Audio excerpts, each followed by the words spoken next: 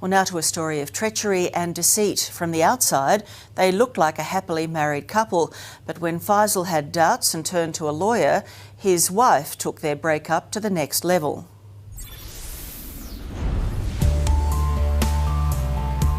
You're about to witness one of the most audacious attempts by a wife to frame her husband for domestic violence.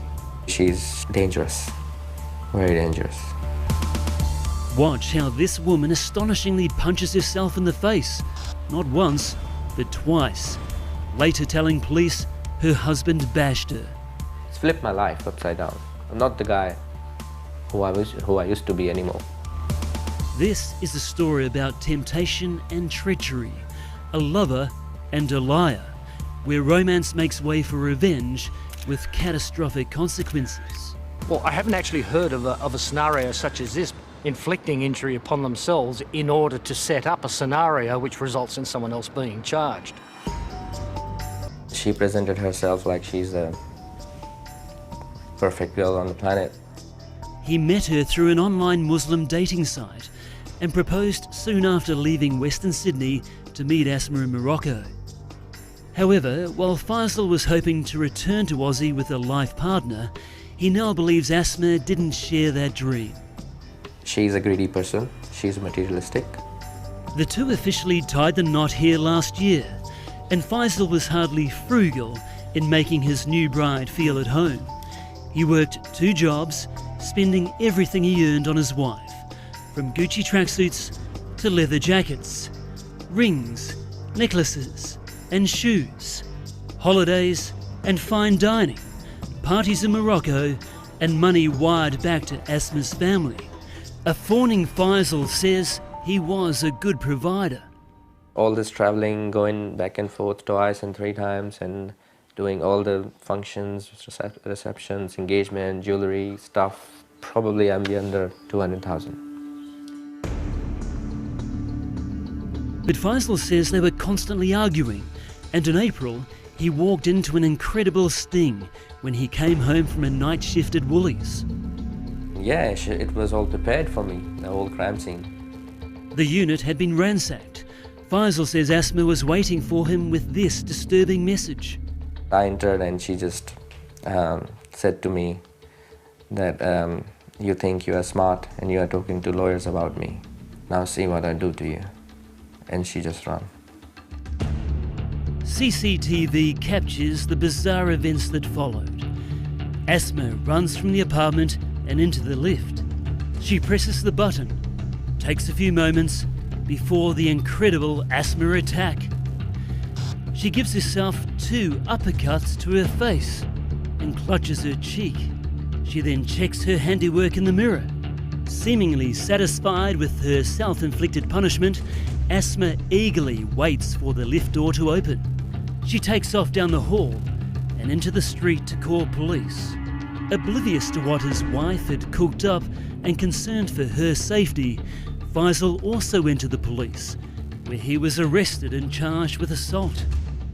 If convicted, he faced up to 7 years behind bars. I didn't know that she's going to go to that extent, go to the police and forget everything what I did for her and just ruin my life. In a follow-up sucker punch, Faisal says the police unwittingly helped Asma steal his things, which she had packed into these suitcases while he was being held at the station. But more importantly, Faisal's freedom was also about to be taken. Did you ever harm Asma? Never. I really loved her. Faisal spent 20 grand on a lawyer and trawled through hours of CCTV to find his get-out-of-jail card. And once I saw this, I felt relieved that now the justice will be served. New South Wales police dropped the assault charges but never charged his estranged wife for making a false accusation, an offence which also carries a jail term of up to 7 years. Question is, why not? The answer is, because if they do, they're going to be embarrassed by what they didn't do at first instance. Victims of crime advocate Howard Brown says it appears police failed to investigate Asma's assault claims properly and assumed Faisal was guilty from the outset. So when you realise that someone has made a false declaration to a police officer and you can prove that she made a false declaration, you then charge her with perverting the course of justice. Police haven't done that. Asma's statement to police is shocking. Faisal grabbed my throat with both hands and began to squeeze tight until the point I was unable to breathe.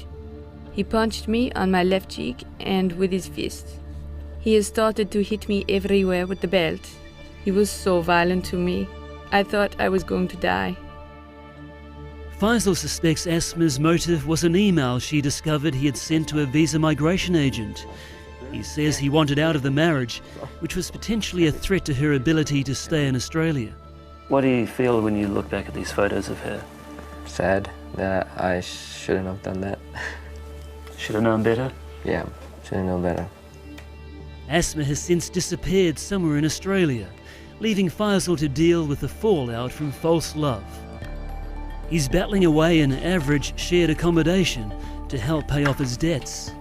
The hurt hubby now wants his estranged wife charged, held accountable and deported back to Morocco. I am the victim now. I got used and abused over and over again, mentally, financially, emotionally, you name it. I'm the victim. So she did that. Now it's her turn to face the consequences.